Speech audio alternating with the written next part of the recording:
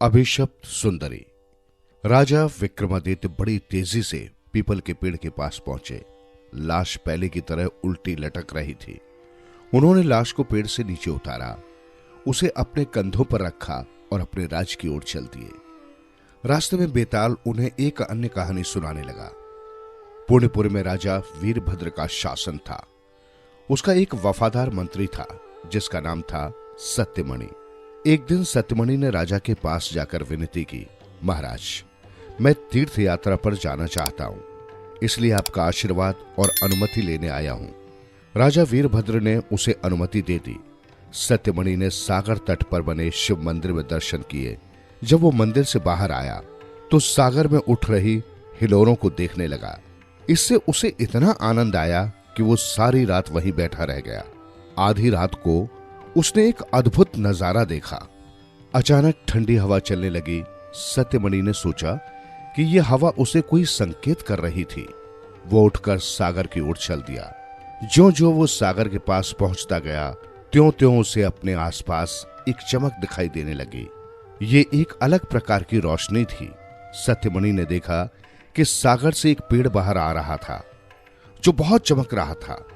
उसकी पत्तियां सोने की थी तथा फल फूल हीरे मोती और जवाहरात के बने थे। उस पेड़ पर बैठी एक सुंदरी वीणा बजा रही थी। इसके बाद वो पेड़ पानी में ओझल हो गया। अगले दिन सत्यमणि फिर वहीं गया और आधी रात होने का इंतजार करने लगा। जब पेड़ बाहर आया तो वो तैरकर वहां तक गया और सुंदरी से उसके बारे में पूछा। वो कुछ नहीं बोली। सत्यमणि ने अपनी यात्रा वहीं रोक दी। वो राजा वीरभद्र के पास वापस गया और उन्हें सारी घटना कह सुनाई। राजा भी उस पेड़ को देखने के लिए उत्सुक हो उठा। राजा ने राज्य का काम सत्यमणि को सौंपा और वो पेड़ देखने के लिए चल दिया। जो ही वो पेड़ पानी से बाहर आया, राजा तैरकर उसके पास पहुंच गया। सुंदरी हमेशा की तरह वीणा बजा रही थी। वो राजा को देखकर बोली, तुम यहां क्यों आए हो? क्या तुम नहीं जानते कि ये स्थान खतरे से खाली नहीं है? यहां तुम्हारी जान भी जा सकती है। तुम्हें इसी समय यहां से वापस चले जाना चाहिए। जाओ, तुरंत यहां से लौट जाओ। मैं नहीं चाहती कि मेरे कारण किसी भी व्यक्ति के प्राण जाए। राजा ने कहा, मैं तुम्हारी सुंदरता के बारे में सुनकर यहां आया हूं। मैं तुमसे विवाह करना चाहता हूं। शीघ्र ही उन दोनों का विवाह हो गया। इसके बाद वो सुंदरी बोली, महाराज, आप अमावस्या को रात को इस पेड़ के पास मत आना। लेकिन राजा अपनी तलवार लेकर अमावस्या की रात को पेड़ के पास पहुंच गया। उसने देखा कि पेड़ में से अचानक एक राक्षस बाहर आ गया। राजा वीरभद्र पहले से ही उसके हमले के लिए तैयार था। उनकी लड़ाई के बीच राक्षस मारा गया। फिर राजा ने सुंदरी से पूछा, ये राक्षस अमावस्या की रात को पेड़ पर क्यों आता था? सुंदरी ने उसे धन्यवाद दिया और सब कुछ विस्तार पूर्वक बताने लगी। मैं गंधर्व विद्यासागर की बेटी हूं। वे मेरे हाथ का ही पका और परोसा हुआ भोजन करते थे। एक दिन मैं उन्हें खाना देना भूल गई।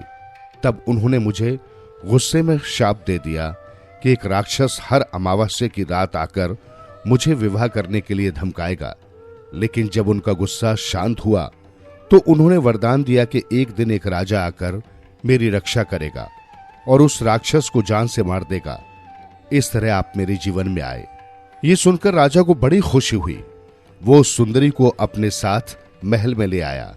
जब ये बात सत्यमणि को पता चली तो उसने आत्महत्या कर ली।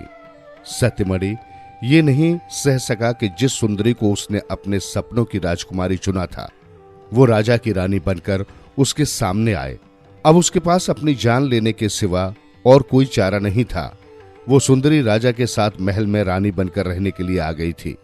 जब भी सत्यमणि महल की ओर जाता, उसे उस सुंदरी को रानी कहकर पुकारना और सलाम करना पड़ता था, जबकि उसने अपनी पत्नी के रूप में उसकी कल्पना की थी। सत्यमणि के लिए दिन प्रतिदिन ऐसा करना किसी सजा से कम न होता, इसलिए उसने संसार से विदा ले ली। ये कहानी सुनाकर बेताल ने राजा से पूछा, हे विक्रम, सत्यमणि ने आत्महत्या क्यों की? यदि तुमने इसका उत्तर नहीं दिया तो तुम्हारे सिर के टुकड़े टुकड़े हो जाएंगे। राजा विक्रमादित्य कुछ क्षणों तक चुप रहे। वे जानते थे कि उनके बोलते ही बेताल वापस चला जाएगा, लेकिन उनके पास कोई उपाय नहीं था। वे बोले, सत्यमणि अपनी मूर्खता से ही मर गया। वो उस सुंदरी को देखते ही पसंद करने लगा था। अगर सत्यमणि को सुंदरी से प्रेम हो गया था तो उसे पेड़ वाली बात राजा को नहीं बतानी चाहिए थी। खुद ही सुंदरी से बात करने का उपाय करना चाहिए था। बेताल बोला, विक्रम, सही उत्तर दिया तुमने। ये सत्यमणि की अपनी गलती थी, लेकिन तू बोला इसलिए मैं वापस चला। ये कहकर बेताल पीपल के पेड़ की ओर उड़ने लगा और राजा पुनः उसे पकड़ने के लिए अपनी तलवार लेकर उसके पीछे दौड़ पड़े, ताकि वे साधु को दिया हुआ अपना वचन पूरा कर सकें।